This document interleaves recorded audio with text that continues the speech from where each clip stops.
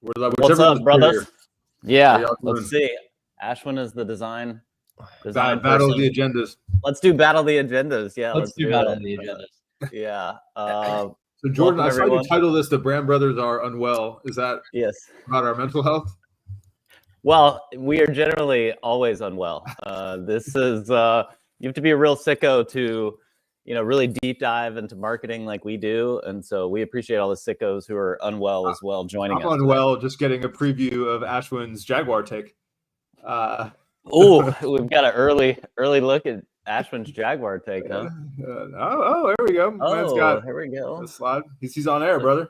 Look at us evolving really quickly in real time. Jimmy Kimmelbago. Sorry, it's gonna be one of those. It's gonna be a rough. Yeah, it is gonna.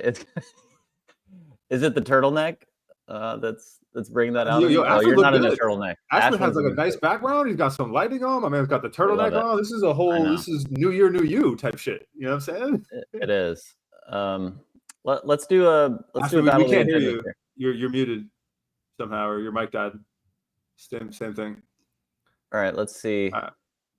There's my agenda. See, all right. So in the battle of the agendas, Jordan has nice. We got big images. We got text and screen. He's on brand green. Ashwin has a little more design. The vertical is great for stories, but I don't know if it's going to work here. We'll have to play with the screen format. I know it's that was what I was talking about. We did the vertical format, and it's really hard to get. Let's compare here. So Ashwin, I don't know what are you exporting these in, Ashwin, but they're not cutting it, If we go large like this, that's pretty good. But yeah, it's also still. Is it? Are you doing it in Figma or what's let's get behind the design here. When we get him back on mic, we'll see what that looks like. Oh, here we go. Yeah. Can you hear me? Yeah, yes. We got you, brother. It's your computer audio. It is. We'll get that changed up. I hadn't exported these. They're just live in Figma right now. And so got it. Formatting's not great. I like yours better because you can see more there. Okay. Well, this is so sorry. Well, where'd I go? We've got several agenda items today, y'all. Welcome to the Brand Brothers, Brand Fathers. There's a name that TBD at some point that we might, tip to, but that's a soft launch. We break down this week in marketing, this past week. We go over what are the top things. We try to do this, I don't know what our objective is, y'all, to basically not help people not make crappy marketing in the world and help it be better. Really, we look at ourselves as kind of a Greenpeace, but for marketing. Yes, Greenpeace, indeed. That's what's on the Missoni statement. Except when the flames come out for certain items. I don't know how many of those we'll have this week, but we've got Alex Cooper's Unwell has launched this week. Of course, we finally got to see the actual Jaguar. We've got AG1 doing vending machines. Ladder is just shots fired at Peloton. And let me show you one more. We've got a couple other items. Actually, Ashwin, do you have any here that you've got going? Yeah, we've had so we're seeing some AI creative in the wild. People have DM'd me a number of things I think worth talking about and interesting there. Spotify Wrapped, obviously a big week for that. We've had some companies hop in on the trend and do it well. We've had some companies that have not, but I think worth just touching upon. Just Spotify Wrapped is consistently just like great marketing for Spotify, and it's probably one of those features and experiences built into a product that just gets them so much organic reach that I think is really cool. Pure Sport did something really interesting this week. I mean, we have a lot to talk about. So maybe we start with we could start with Unwell and Alex Cooper's Alex Cooper's launch here. I do want to also let the brothers in to know that I was in an email correspondence with the head of marketing here for this Pure Sport. So for Pure Sport, I did happen to just throw her an invite. So if she does chat and hop in the back half of this, then we'll see. But yeah, we've got Nocta doing college things. I also, y'all, threw in a wild card here. Messi did a collaboration with Stanley. I just thought this image was yeah, we should talk about that because I did a YouTube video that didn't come out where I actually looked at Stanley's particle data from this year and last year and how big the drop off is when you're viral and not. So we could bring that up when we hit it because it's like to the tunes of tens of millions of dollars. Yeah, shout out Particle and then of course Graza's little sweater. So where we want to start with yeah, well, I mean you can just go to iamunwell.com. I think that's the first one that was on there. So some quick context: Alex Cooper of Call Her Daddy fame has a podcast network called Unwell that has pretty famous stuff on there. Obviously, has Call Her Daddy, has Pretty Lonesome, which many of you may know from some recent TikTok drama where the woman and that was dating a famous rapper, and there was a breakup that was very viral on TikTok. But she has all of these kind of shows under there, and then now they've launched Hydration as well, coming for Prime. And a couple things that are interesting about this, I'm curious, and y'all takes on it is like the reception was sort of like, okay, great, another creator brand. You can like start to feel the fatigue on that. There's another one of like, okay, great, another beverage. And so you start to kind of see that. But then there's the okay, hey, this is actually like pretty well packaged.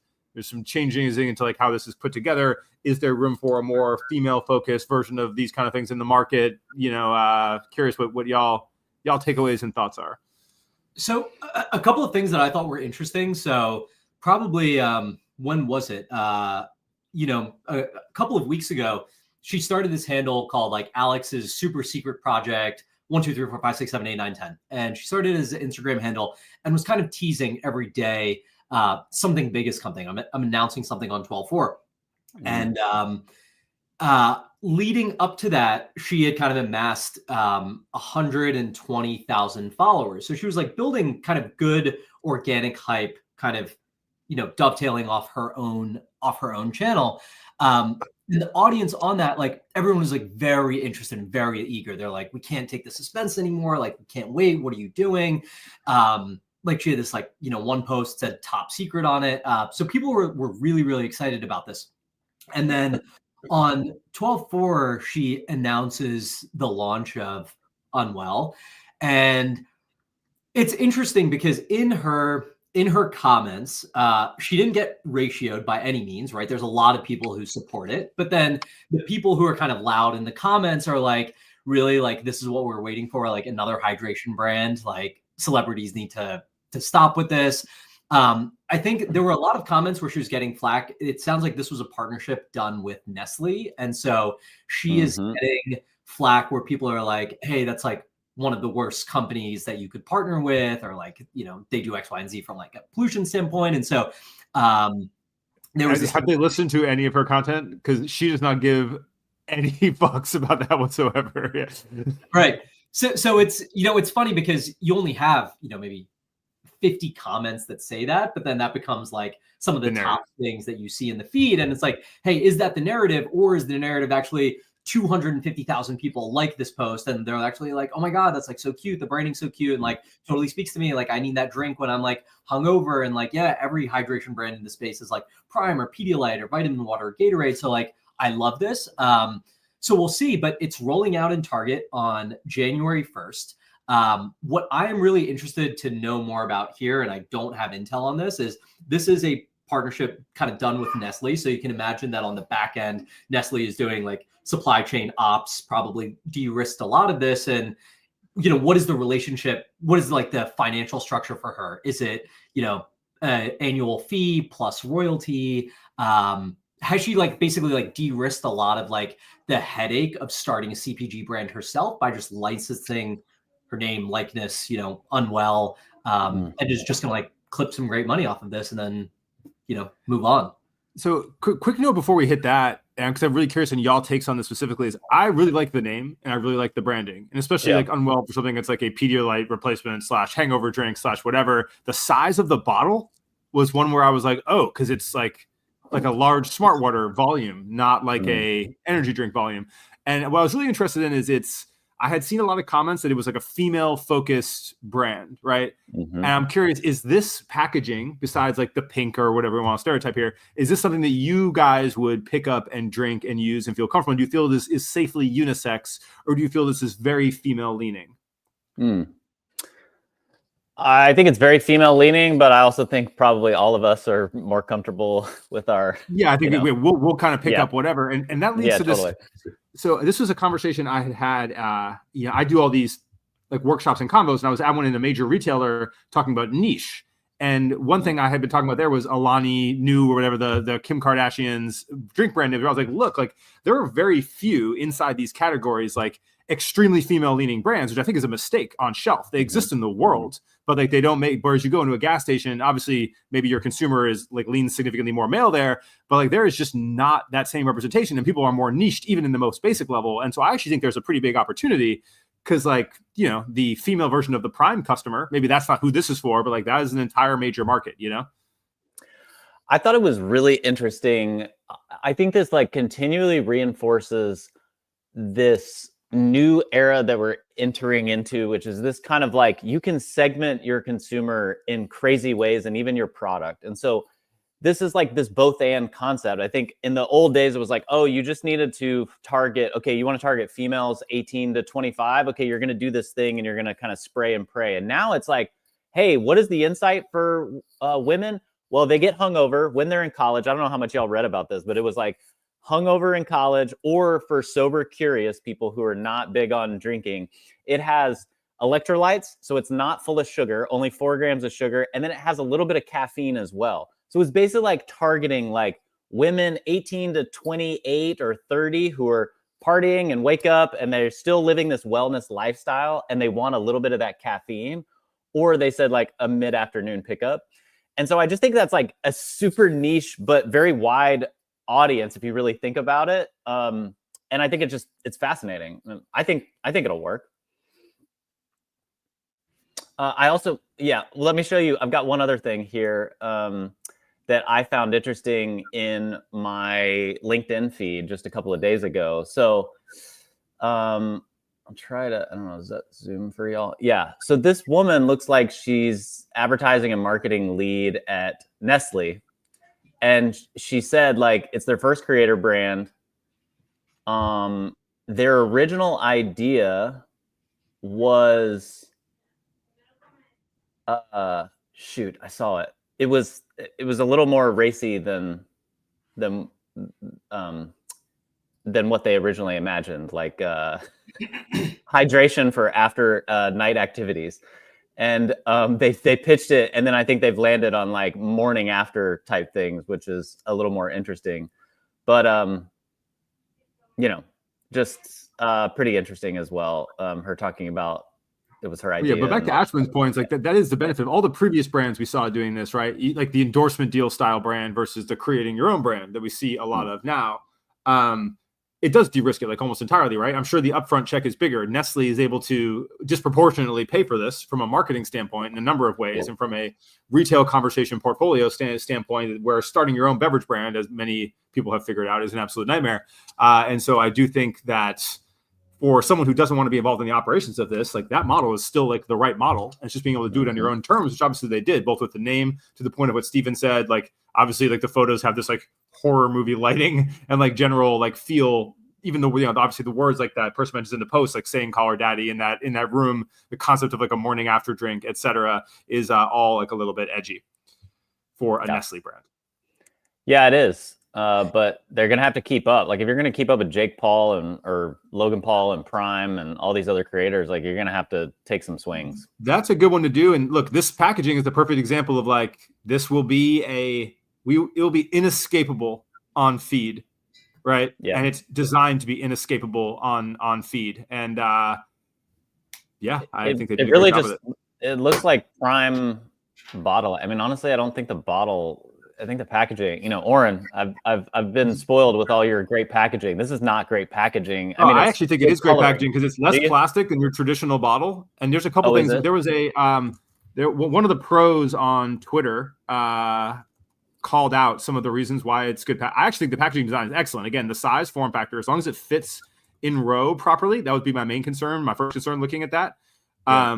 But like, I think it is aesthetic. I think it's not overdone. I think it stands out completely. And let me pull up this tweet while we're here.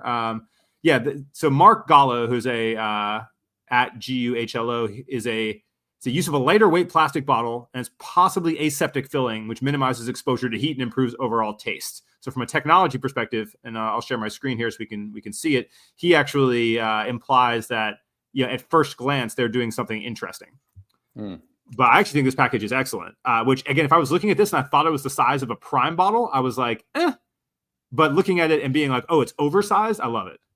Oh, okay. To me, it looked like just the same as a Prime bottle, but yeah. Yeah, exactly. I had that same thought until we were looking at these videos and you're like, oh, it's huge.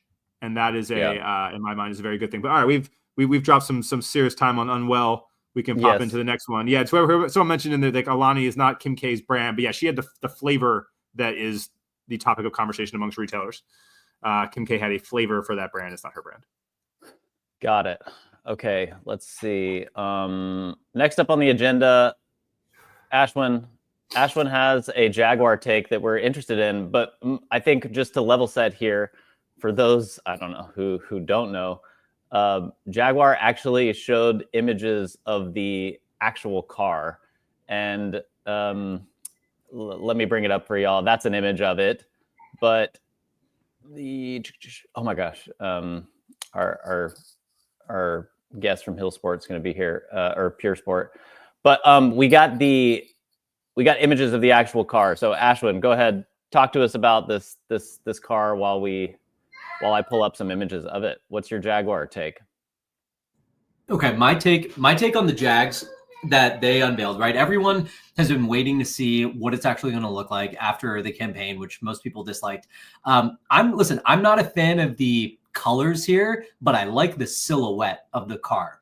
I don't like the interior, because I'm like very against like futuristic, like, if you look at the interior, it looks like super boxy. It's just like one screen. Everything's kind of hidden and pops out. I don't think it's super functional. I don't like the look of the interior, but I think the look of the exterior is actually really unique. Like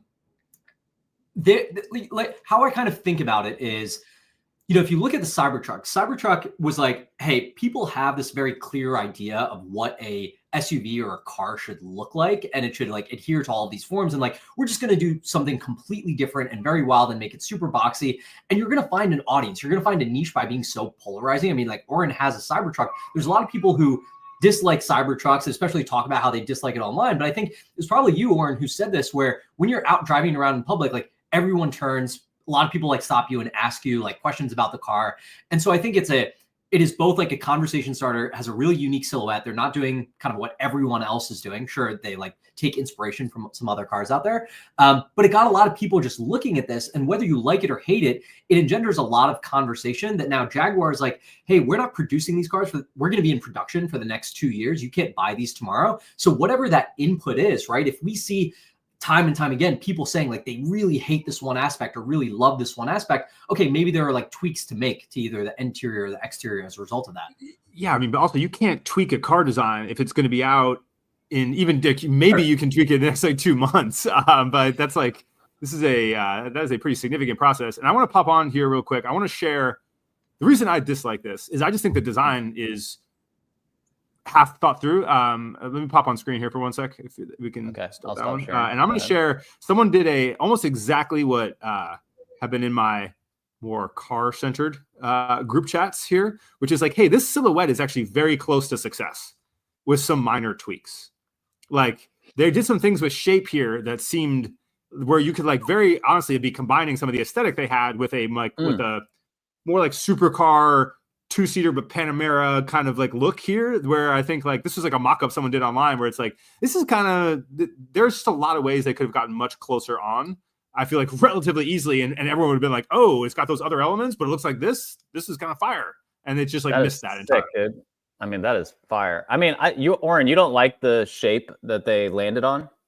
No, I don't. I think, again, I like if they took that same front, slightly condensed, some of the paneling and things that they had put on there, the handles, a few of those, and applied it to a silhouette. It was a little more like this, slightly lower. See how the lines move. All the things that make a car appealing to the human eye, they kind of removed. And either you go full brutalist, but you never go halfway brutalist, right? Like, touche, brother. Never go. Yeah, never go half brutalist. We can bring the guest on early if you want. Or that may be a better versus well, having the show by I think Well, yeah. Well, let me see what else is on the agenda. But I mean, honestly, the weirdest thing to me on Jaguar is why you would make this much fuss over like a concept car. I mean, it's cool, but like it's a concept car. And when are we getting something in production? I mean, I don't know. It's just a little confusing. All that for a concept car is a look great for some brand awareness, not good for much else. And you've done stuff on like Hyundai has done concept. I mean, all these companies do concept cars every year. Like and also with the concept cars, the nice part about a concept car is you can make it amazing, right? The Hyundai concept cars are awesome. That car is not.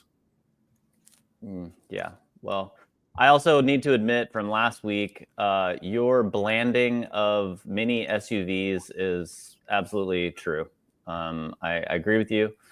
And I saw a chart. I can't bring it up right now, but I agree with you. So I concede to your design blanding. Okay, I think we should let's touch on one more of these. Before we get Hilly in, he's said he's chill, I think. But Ladder, you were at Ladder yesterday, Oren. We were in a group chat with their team. Oren's there for emergency marketing services. Yeah. Ironically, so basically, this is actually just a cool conversation to have because I think a lot of people end up being in this scenario. Some of whom have the resources of Ladder, some of whom don't. But basically, Peloton cloned this app that Ladder had. Right, this happens all the time. I don't think there's like a legal basis here. But these apps look shockingly alike. They announced this kind of like Peloton strength app. Ladder is a very successful, more independent brand. And they obviously kind of known this was coming. And they immediately dumped a bunch of data on Twitter where they said, hey, we've had over 20 members of the Peloton engineering, design, and product team use Ladder over 1,500 times since January because we're in an analytics-driven world. We actually have all that data. And like while we're flattered, like you guys like literally like took this screen for screen. Like there is it is a they actually show the comparison and you're like, it's not like, hey, there's plenty of fitness apps out there. There's plenty of strength apps out there. This is a actual like literal clone. And so then they pulled from this campaign that we all know, the I'm a Mac campaign, and shot a bunch with their different creators. What I want to call here is the different creators aspect. So why I've talked about Ladder before, why I know them as a brand is a lot of people have heard my spiel about creation at scale, right? That like most brands who have the resources should be actually have a creator in every race, shape, size, niche, age, country, humanly possible to get their message across. That is one of the best tactics to do inside modern social media because we compartmentalize our messages to people that look a certain way, are in a certain location or in a certain niche or video style. So Ladder has that. Ladder has like 35 fitness coaches with an average of probably 700,000 to 1 million followers in every possible demographic you could think of. And so they collab posted with a bunch of them in this I'm a Mac format. So it wasn't like we did one piece. And one thing that was interesting I found out while I was with them yesterday is that original like I'm a Mac ad had 134 variations that Apple shot, of which about 60 went to the market. And so it was an interesting, like how when you actually feed into, we're picking a nostalgic reference point, whatever it is, that like, how much you can actually learn from that process. So curious some of y'all thoughts on this. And also like, if you're a brand in this scenario, like what do you do?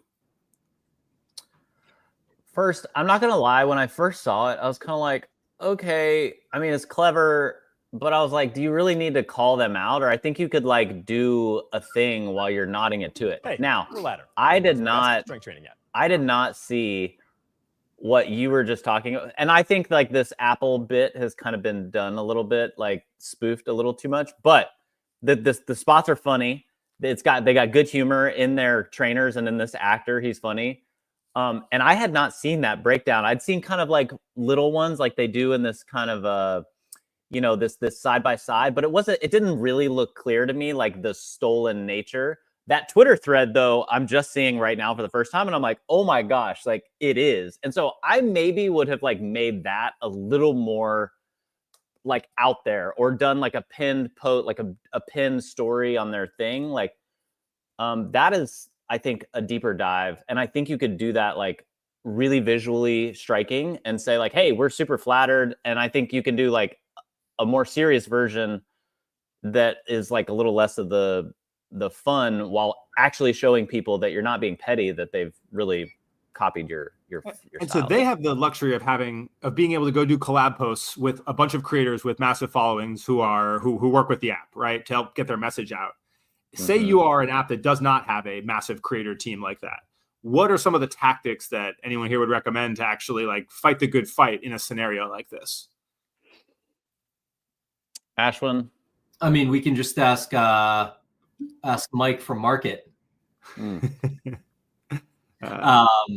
Yeah, he did it. Yeah. Well, they also have a massive brand and personal brands and stuff like that. So, I mean, say you are a couple levels down. Mm-hmm.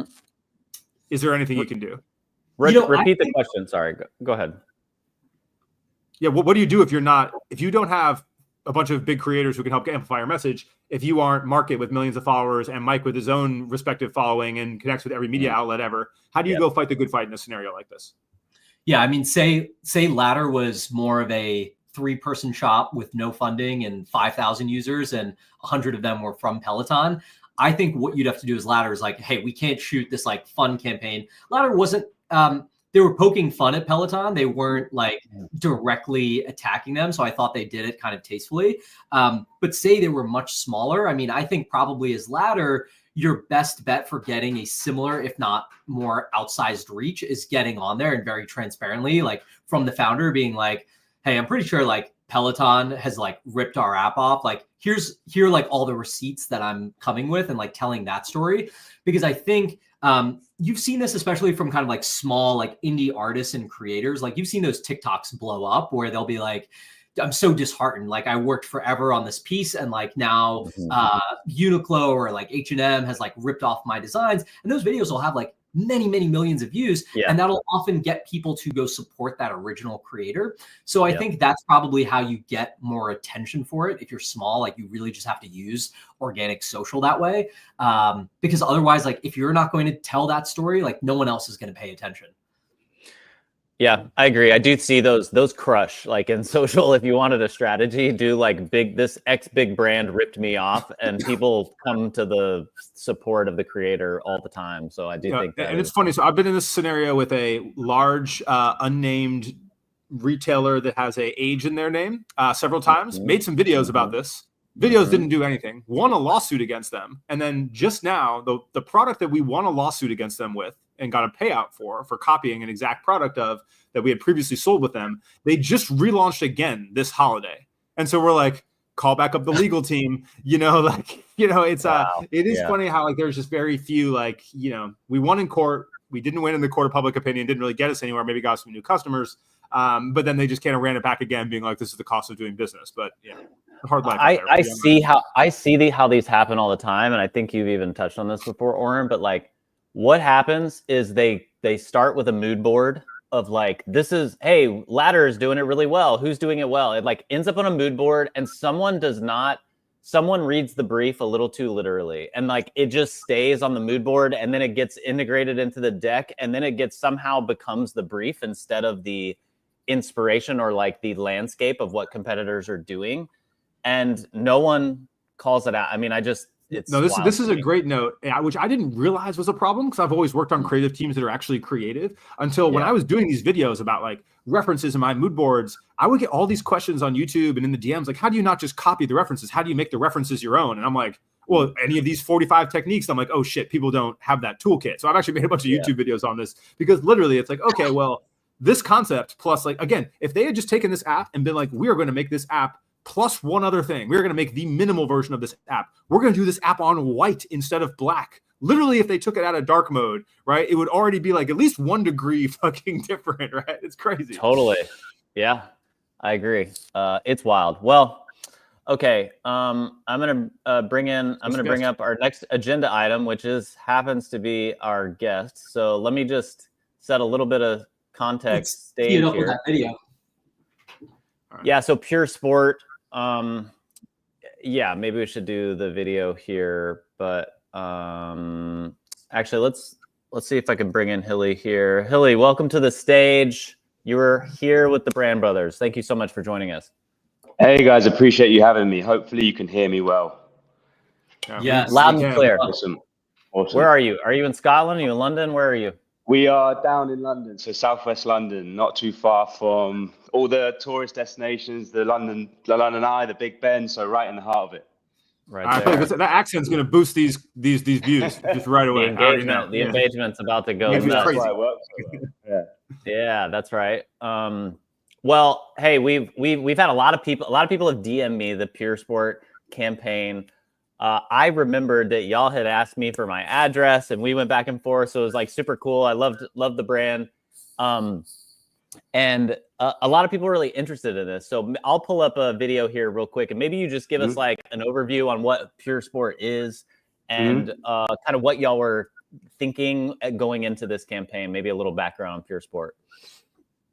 Cool. So we're a supplement company, but we're a supplement company rooted from community. So we started with one SKU, which was CBD oil, about 4 years ago, and a bunch of guys in the office getting bored of sitting at a desk and actually trying to build a business turned into them going for a run. We ended up building what's now UK's biggest run club. We have about 67,000 members of our community. We have 2 London clubhouse locations, so people can come week in, week out and run with us.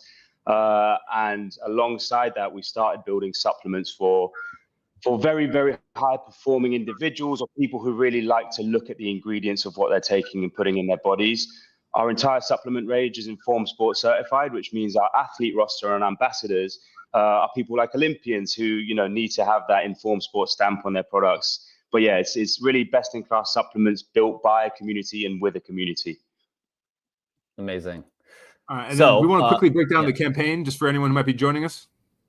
Yeah, so we, who would have known an empty box would have been our biggest campaign, but essentially, instead of sending out a giant PR package full of supplements that people probably don't need, we decided to send out an empty box to our 500 influencer roster, and we got some incredible responses. In the bottom of the box, there was a letter, and the letter kind of had a purposeful message saying that this box isn't actually empty. It's an opportunity for you to give excess that you received as an influencer over Black Friday.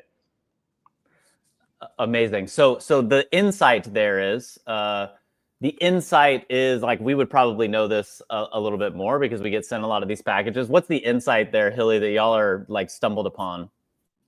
Yeah, so I guess the insight is this time of year in particular can be really alienating for a lot of people. As regular people, we look at influencers and we look at them receiving gift after gift after gift during a time where we're actually consumers asking to spend our money for businesses who are running 60% off and 70 and 80 and 90, you know. So it gets into this cycle of consumption. And we're not anti-consumption, we're anti-mindless consumption, where an offer is hooking you in to do something that you might not necessarily want to do. So we actually just decided to counter that traditional way of interacting with influencers and take a bit of a social stance on this. And rather than sending a box full of stuff, it was the empty box. Yeah. Well, I love that. I mean, I think it's this kind of Patagonia, like, I mean, you know, Patagonia is kind of the trailblazer that everybody talks about, but, or the REI, go outside instead of like going to buy a bunch of stuff. It is, I could recognize this because, you know, like probably Ashwin and Oren, we have boxes that are everywhere full of stuff. And I often just have friends, any friend who comes over that happens to be a medium, I'm like, hey, boy, do I have some fun for you. The one guy who's my size at that UPS PO box is fitted. Absolutely, dude. I mean, hey, come on back. Boy, do I have a treat for you today.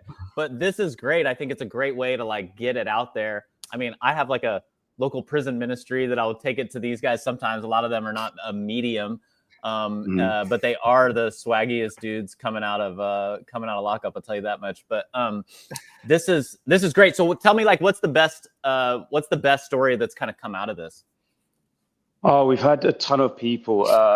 It's actually the people that didn't have stuff to send us back in excess. So they were like, I'm going to keep this box forever as a reminder that when I do get that stuff, I'm going to fill it up and send it to you. But the charity that we partnered with, so alongside taking all this stuff in, as a team, we went through it, we organized it, and then we dropped it off to a charity through our run club, which is the video that you can see now. We actually ran the boxes hand in hand over to the charity location. But they look after over 60,000 young disadvantaged people in London, and they try and teach people through the value of sport. So, you know, building life skills, building tools that you learn through sport, but that are cross-functional into kind of everyday scenarios. So I can't give you one example. We've just had a ton of amazing comments. I actually didn't find that negative side of TikTok. So we posted a TikTok about 2 days ago. It's got 1.4 million views now, but every single comment, I think we've got a 250,000 likes on it. We've had 3,000 comments on it, but they're all positive. And there's a section on TikTok where it shows you your filtered out comments. And so I reviewed those, and it was all just, this is fucking incredible. This is fucking great. So that was a swear word that was being filtered out, but even those are positive. A rare W through and through. So yeah. I'm curious, like, what was the process coming up with this idea? Did you guys have several ideas you were considering for the holiday campaign and came down to this one? Did you decide a long time ago, like, this was it? How does the team come up with something like this?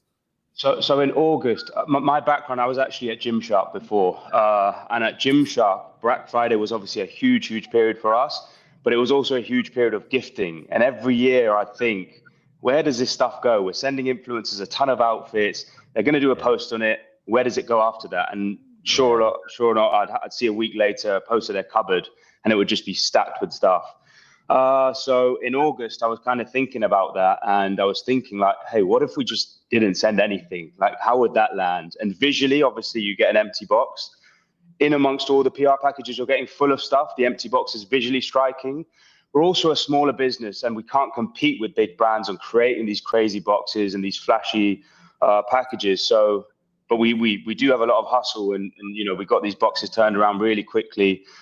There was also a Volvo campaign. I don't know if you guys remember the Super Bowl Volvo campaign, the interception. Yeah. You sent me it. Yeah, I'll pull it up. That was a great video reference. And how many of these? How many boxes did you end up sending out of the empties? So we sent out 500 boxes, and we got 200 back. And as you know, like that return rate from influencers pretty strong. It's probably actually stronger than we could have got if we sent out deliverables with some supplements. Yeah, that's a better rate than Ashwin opens his boxes. So honestly. So I think there's a couple of really interesting things, just like as I'm observing you, Hilly, like talk about this, as well as when I saw this video, I instantly sent it to Jordan and Oren, and Jordan's like, oh, like people have sent me this. And I was actually talking to Pure Sport about this. So one is, I think there's this like really good kernel of when everyone is doing something a traditional way, everyone thinks of like gifting and PR boxes. They're always like, how can we make like the best box or the best experience? Just asking the inverse question of like, what does the opposite end of that spectrum look like, right? Yeah. What does sending them nothing look like? And it always sounds like this crazy concept or ideas, but that's where I think the really good ideas are born from. And you can kind of look at that across any dimension, whether that is product, whether that's a marketing campaign, whether that's like a website, like things are done certain ways. Just ask the question of like, what does the opposite of this look like? What does like a bad idea here look like?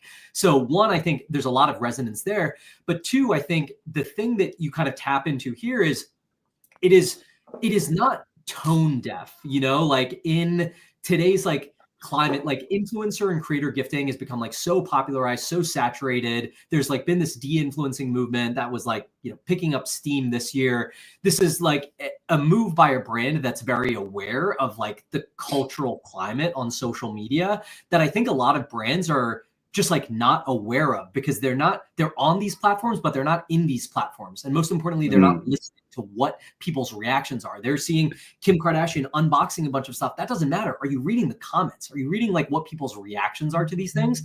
And when I see this, it's like, oh, these are guys who like spend time in the comments. Like they know people are tired of seeing influencers just like unpack shit that they're getting during Christmas. And they're taking this opposite approach that has this like positive charitable angle to it. So, yeah, like shouts to you guys. You did a great job with this. And I will say, a big shout out to putting the Lemaire one in there, which is the most over the top, ridiculous influencer gifting, like everything that's wrong with the world.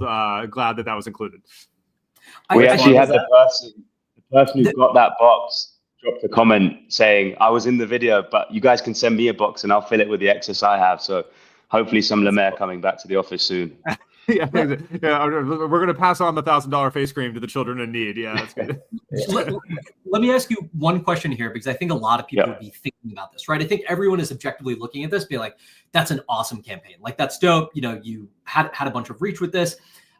When you were starting and kind of coming up with this campaign, how, if at all, were you thinking about what success looks like here? Is there a measurement component to this? Or is it just like, it's low cost enough, it's fun, it's good brand, like we feel good doing it? Like, how do you guys think about that? Yeah, it's a great question. So I think one of the things about Pure Sport in particular is that as a supplement brand, we need to build trust with an audience because we're selling the most vulnerable thing that you can sell, which is asking people to put something in their body. And so the KPI or the measurement that we were looking for was like, is this campaign going to root us in people's mind as someone that they can trust? And I think if we were sending out boxes of stuff that people just didn't need, you know, someone might need magnesium because they've got magnesium deficiency or they can't get enough of it from their diet. But if we're sending them magnesium and cordyceps and Tonkat, which are supplements we sell, it's inadvised, right? Because we don't know that they actually need it. So rather than do that, I think our core measurement of this was like, is this something we believe that people will build trust towards us through? And if it is, we're a small enough team that we can do this the right way, and that we're, you know, essentially, what have we got to lose by trying this? It's going to cost us a bunch of money to get these boxes out.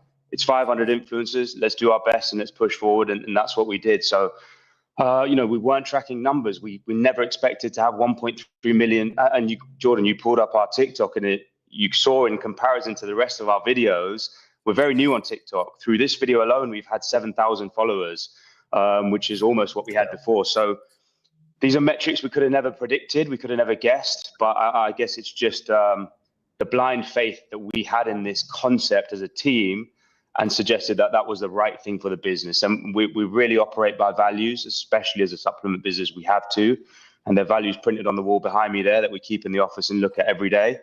So that was really what success looked like for us. So it's social responsibility, but it's also like, do we just have that gut feeling that this is the right thing to do? Well, I will say there is an upside. Like, obviously there's campaign success, then there's outsized campaign success. When you go with a conceptual idea, maybe it falls flat, maybe it does okay, but in the chance it has that outsized result, I feel like it has a ripple effect for years, right? Because aggregator accounts, obviously we all post content about like best marketing. Like next year when we recap last Black Friday, we might include it again.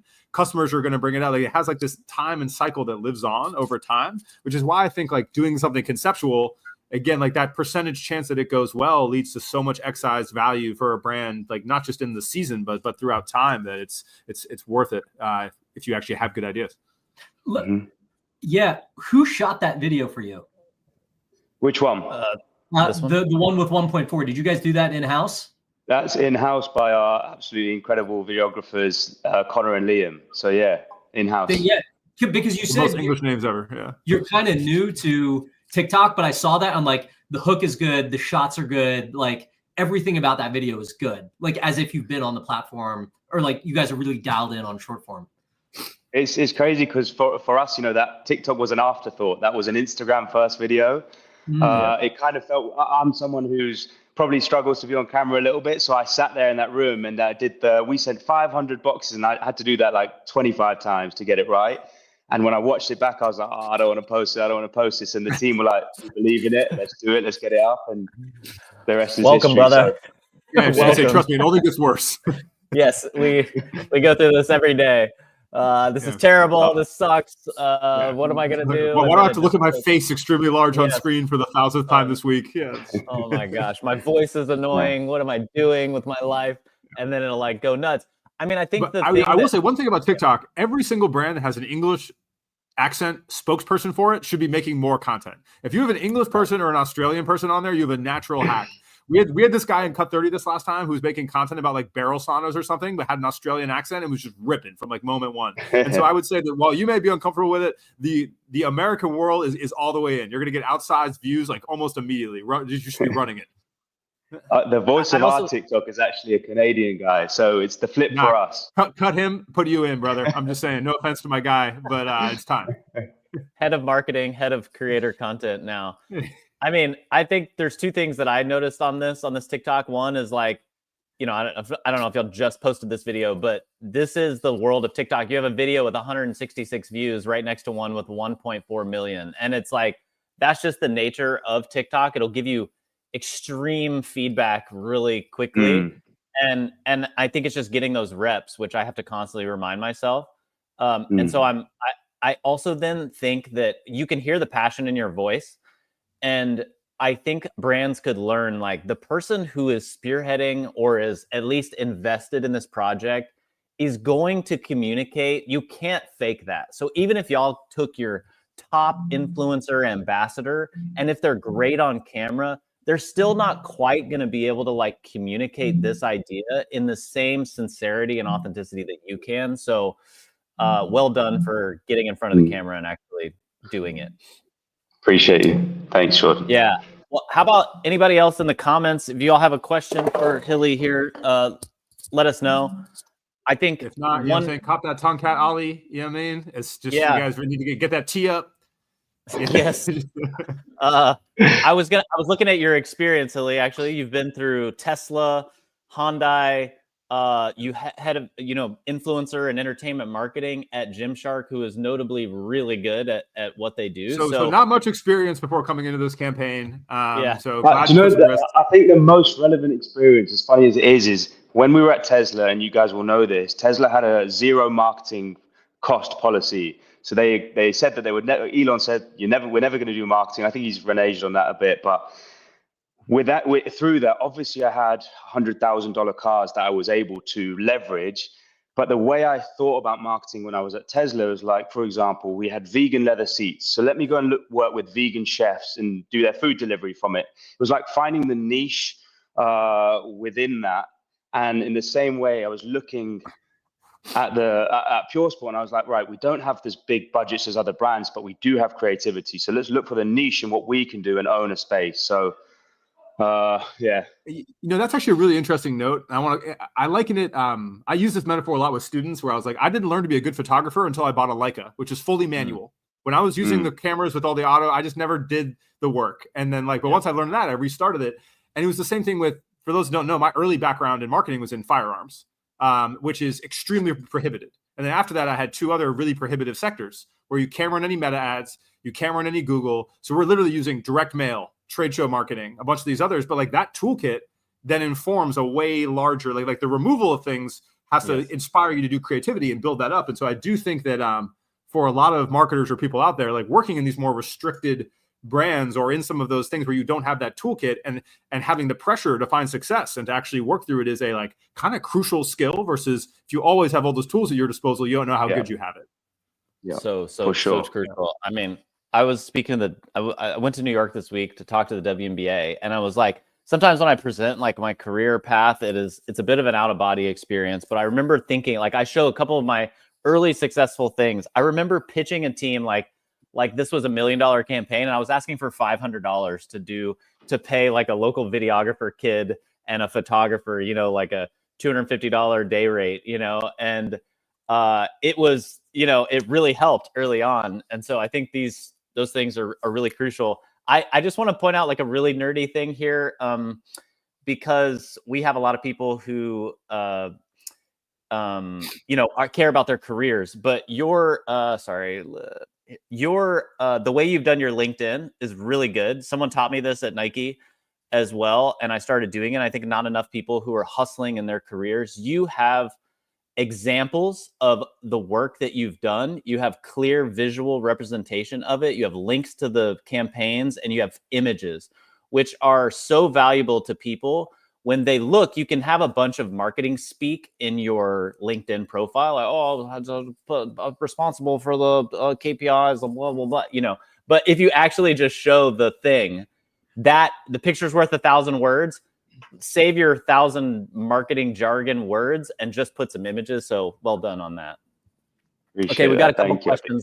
You. Yeah, of course. A couple questions in here.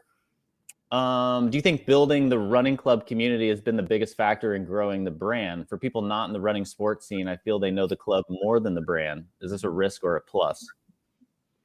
Yeah, so I think the running clubs, the running club that we created, what it does is that word of mouth thing. So whether they know the brand, they know the supplements that we sell, or they know the apparel that we sell, they all come to Run Club and they build that feeling that Pure Sport's trying to create, because that's where they go through something difficult. That's where they go through something fun, and that's where they meet people that they might not have ever met before, or without the running club there. So I think regardless, it's one of those 7 touch points, right? So they come to the Run Club, they buy into the brand, they see an ad on socials, they're like, I love that brand, I go to their Run Club. So it's part of the ecosystem, but something we're definitely trying to do is help those people understand what we do as a brand more, because that's probably stuff we're leaving something on the table there.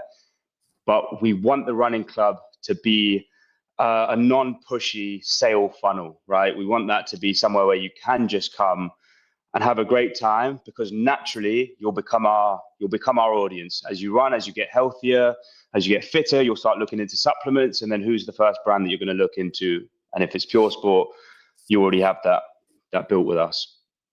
Yeah, it's a great point. I mean, Oren brought this up a few weeks ago as we were talking about, these transformational experience. The reason CrossFit hits with people, the reason these big sales campaigns things are, is because people come in one way and they leave another. And brand is about association with feeling. And when you create that feeling of like you accomplished a run with community, they now associate that with Pure Sport. And so they have this great brand association. Sure. Hilly, what are some of the brands with content and strategy that you like? Question. I think this is a bit of an odd one because I work in supplements and I worked in Gymshark and Apparel, but Volvo. I adore what they're trying to do. I adore that Super Bowl interception. If you guys haven't seen that, it's really what was the core of this idea for the box. But what I like is that they're trying to play in a traditional field of sleeping giants. Every car ad you see is a car driving through winding roads with some beautiful imagery, but it's not selling a feeling. I don't know if you guys have seen the recent Volvo ad where it's about the brake system. They sold the feeling of the car more than the car itself. And yeah, it's great that you've got the tech in there, but I definitely take a lot of inspiration from what they're doing and trying to make that more socially digestible, because a lot of these are TV spots and things like that, which is probably not super relevant for us right now. But I think they are selling the feeling of an industry that's sleeping. Yeah, but I think this is a good example too, because everyone's always obviously talking about inspiration from either their own industry or from like other things on social media. And that means you're all looking at the same inspiration everyone else is. And so the more things you can look at from outside of that, better. And so I really love this answer. And it's a great way to think about it. Yeah, facts. All right. And then lastly, Peter had a question here. I think for all of us, can you talk about a proper short form hook? What is it and how to approach it in storytelling? Ashwin, maybe you called this out on how good theirs was. Do you want to answer this? Yeah, I think the important point, right? If we're going to talk about that video where you had 1.25 million views, like you have a really good kind of visual hook to that, where it's like starts in close to you, kind of seemingly a little bit ominous, and then kind of zooms out. So it's nice and cinematic. You have that visual hook, then you have the verbal hook of we sent 500 boxes to influencers this Black Friday, but they were all empty. Like that is a phenomenal hook, right? It just gets your attention, and that's done within the first 5 seconds. So I think the hook really matters. And then you told a good story off of the back of that. But if we're going to talk about things in priority, it's really that hook. There's a way that I always say packaging matters. Like so many brands are close to creating really good content. They're just packaged incorrectly. And so if you had started this with like, hey, I'm Hilly from Pure Sport. Let me tell you this like really interesting marketing campaign that we ran this Black Friday. It's like, dude, that would have had 1,000 views, maybe. It's like you don't get people's attention in such a, you're competing with a scroll away. So the hooks really matter, and I think you guys nailed it there. So all around, you guys crushed it, and thank you for coming on and sharing a little bit of behind the scenes here. Appreciate it. Thank you so much for having me. Yeah, Hilly, I'll keep up the great work, man. Thanks for the last minute joining. We need brothers all the time to join us, and sisters. So we're always looking for sisters to jump on as well. So thanks, man. Give our shouts out to the rest of the team. Y'all keep up the good work, and we'll send you some stuff next year. Send us empty boxes. We've got plenty. Amazing. All right. Thanks, guys. Appreciate you. Thanks, brother. See you, Hilly. Okay. Bye-bye. All right, Ashwin, you and me, last couple minutes. I just I'll pull up this agenda here to see if there's any things we wanted to touch on. I actually pulled up my Keynote window. But that's Nocta, Stanley, or Graza. Which one do you want? I don't have the full details on Graza. I know that was Oren. I think one thing that I had on the agenda this week is Athletic Greens is launching some vending machines in airports. I think one in SFO, Oakland, Atlanta, O'Hare, which I think is, it's funny because like a lot of the praise on, Twitter or some of these channels on LinkedIn where I saw it, they're like, this is like marketing genius, marketing brilliance. And I was just like, yeah, I think when we're losing the term like genius a little bit, it makes a lot of sense what they're doing. They have a vending machine in airports and high traffic areas, works as kind of both a billboard, but a place where you can drive trial of a product. And so for a brand kind of at the scale of Athletic Greens, it can drive a lot of people to trial, or people who are familiar with the brand from other kind of experiences to, trial it in these places where, in a lot of airports, you don't have like the most healthy or nutritious kind of like products available to you. And I think their thing that they're kind of selling here is like nutritional insurance. That's like this kind of clever tagline I saw somewhere recently. So when you think about flying and like historically, it's like you're sleep deprived, you're like in these environments where like there's like a lot of illness and sickness going on. So it's good. It's a good place to reinforce this idea of, hey, you can get something healthy and beneficial to you that kind of acts as this, quote unquote insurance. So I think this is great. I've seen, I think Skims has had some of these in airports. Benefit Cosmetics has had them in airports. Farmers Foods is an interesting example of these in airports.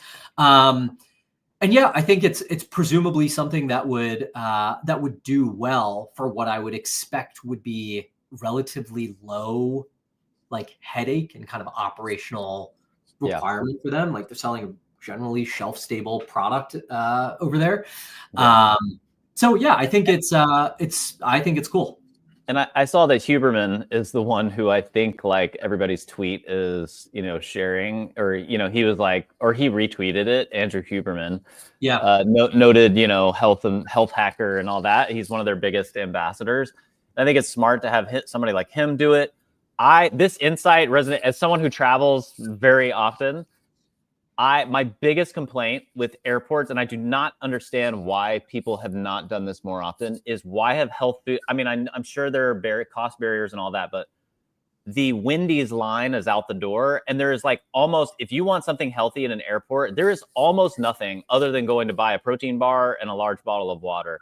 They have these salad vending machines, which you've called out, which I do think are interesting. There's something about a salad in a vending machine that doesn't seem great to me, but I respect it. There is a couple of juice places like in LAX, of course, in LA. But I think there's a huge opportunity here for markets like the people who are travel, particularly business travel. If you think they're business travels, the people who care about health and wellness are often more like a little bit more affluent. They're trying to keep track of their health. So I think this is a huge opportunity. I think more health brands should be doing this. Yeah, I think especially in certain markets, like you could almost guarantee, I believe this is in San Francisco, you can almost guarantee that's going to be like a huge winner in that airport. And there's probably airports and markets where you have a higher likelihood of people who are looking for, some of the healthier options, at least with more volume. But yeah, I agree. I echo that same sentiment. Yeah. All right. Anything else from this week that was interesting? The Nocta, we had a Nocta call out here. Nocta, I mean, it's nothing. It's ridiculous. Like it's freaking stupid. It's a Nike jacket that has a Nocta, three marks on the back. I was completely underwhelmed. Someone sent it to me, and I was just not impressed. It's fine, but this makes a lot of sense. Nocta is Drake's collaboration with Nike. Nike is essentially producing it, and Drake's, brand, helps give it some cultural cachet. And they sent it to LSU and USC. It's branded gear. I find it, this is what they should be doing. Fear of God has a partnership with Adidas, and they send that to their Adidas schools, and that's your competitive advantage in both recruiting and in serving those schools. So I think it's smart. They should be doing stuff like that. But to me, this is kind of table stakes. It's not like revolutionizing anything in marketing. Just a solid win there, Yep. I think. And then, go ahead. No. Yeah. I was going to say that I think the only other thing from this week. So this week, Spotify Wrapped comes out every year. Spotify Wrapped is massive. We know all of our friends, some who overshare their Wrapped or every panel of their Wrapped, others who just share it.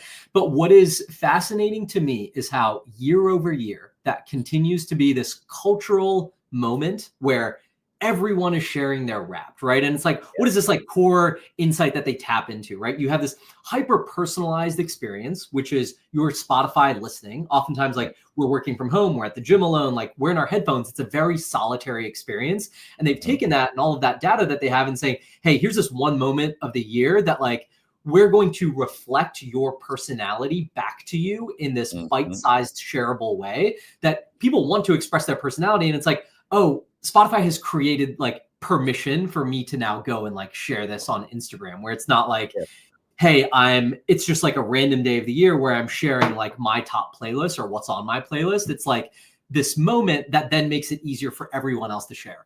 And I don't have the stats on what kind of impressions this creates for Spotify, but God, oh my gosh, I cannot imagine. In the billions. Like it is just a massive, massive moment every single year. And what I've always been curious about, I think Spotify invests in it pretty well year over year in terms of the rollout, in terms of the UX of it, in terms of the shareability of it. And I know other companies have kind of like tried their hand at this. I know Peloton did like your year in review, but they sent it out as an email. I think how these things are rolled out matters a lot too, because say I use Peloton probably 5 out of 7 days a week, right? And I use it for hiking, I use it for strength training. If I got an email that says, hey, here's your Peloton year in review, and your workouts are something that you kind of want to reflect as your personality, like you're happy to share a little like hit of an ego boost. If I get an email, I'm not screenshotting the email and then posting it on Instagram because it's like a little bit too try hard. It's like, dude, this guy's going out of his way. And so I think the interaction and the role, like the channel through which it's rolled out and how it's rolled out actually impacts how people are going to share it. And so if Peloton had a thing where they're like, modal screen pops up on December 15th, where it's like your year in review in fitness, and then they made it hyper easy to share, then it's like, okay, they've packaged it up so nicely for me where it's like inevitable that I'm going to share it. And then I think you're probably going to find a lot higher of an opt-in rate there. But I look at this across apps that have all this data and like personalization. It's like, how do you take a fun approach of packaging this up to then get your users to just share it out? Yeah, I mean, so I saw a couple. So there's a couple things here that I think are really interesting. I think one, this is fascinating always. Peloton could have such a Peloton is the most maddening thing. They're really interesting. I talked to, I had a call with one of their very senior executives, and they're trying to figure things out. I think that they have such great data here, and my wife is the same way. She rides probably 5 days a week. And they love, you have this deep connection with that. I think it could be interesting, doing something like comparative to say, you rode around the state of Texas, the amount of miles that you did could have gone around New York 3 times or something. That's really interesting, and it makes it more tangible to people. I think particularly if something that's like stationary, that kind of relevance could be really interesting. Peloton is a layup for that. You're right. I'm sure there's plenty of others. ATL Baker says there's some weird rap titles that they've released all this year.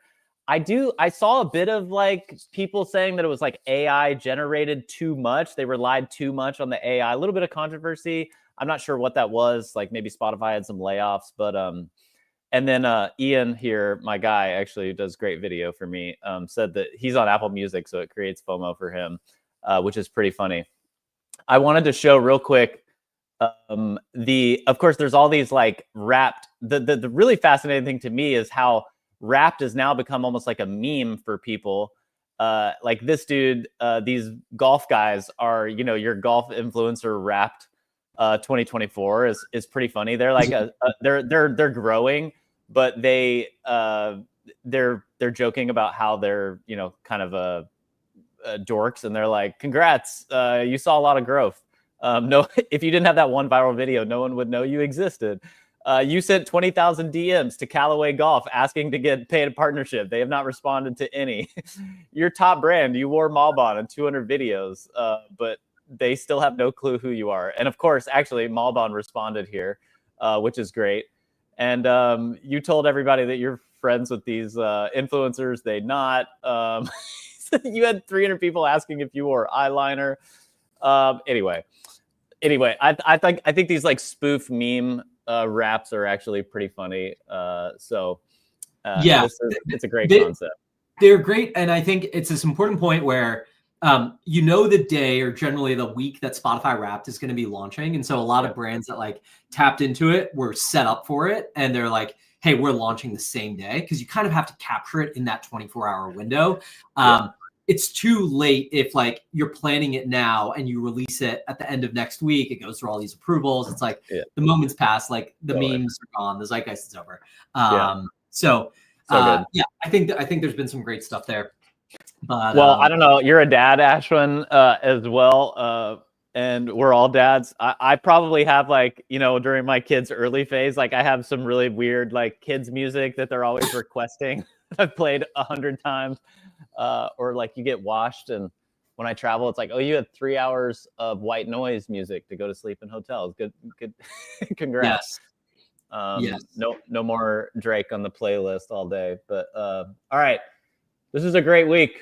Again, big thanks to Hilly and the Pure Sport team for jumping on. Oren had to bounce to go catch a flight. And what's on the horizon, Ashwin? We keep saying that this is going to be more formalized. We're in the final stages of formalizing this. We're going to have editors. We do plan to have a podcast format very soon. We know the live is it's tough to tune in kind of, between noon and 1. So thank you to everyone who does each week. Yes. We're going to have this kind of, formalize this more of a podcast recorded. We're going to like have visuals kind of, come on screen, and then it's all going to live on Spotify and YouTube and just places where you can kind of see the backlog here. Coming January, we're going to have that teed up. But it is, it's a lot of fun. We're just going to keep evolving this, bringing in new segments, making sure that we can, interview people and kind of like cover fun campaigns that we just see. And that's right. You've got the room painted now, Ashwin. You're really leveling up here. Just for this. So just for the brothers. We're ready. Now I never need to leave. I do want to show everybody that I ran and got all my like camera equipment and everything and brought it here in my living room because I'm having my office work done right now, but I didn't end up using the fancy camera. No, we got the Christmas decor, so that's the great vibe right now. And I do have to say, reporting back after last week, I did get the frame TV. Yeah, fine. And, I saw that art changing. It's I haven't even got my full like art subscription going up, but it's pretty amazing, not gonna lie. I love it. And last but not least, I feel like we always do an unboxing on here, but Sunday Red released footwear. I went out to Orange County a couple weeks ago. Sunday Red is Tiger Woods' footwear brand, and they did an incredible job here with the packaging on this. And the footwear is absolutely fire as well. So I feel like we're always trying to show a best-in-class example, and this one is definitely one. So thanks again to the Sunday Red team. They continue to crush. We've got these like bags for each foot, each shoe.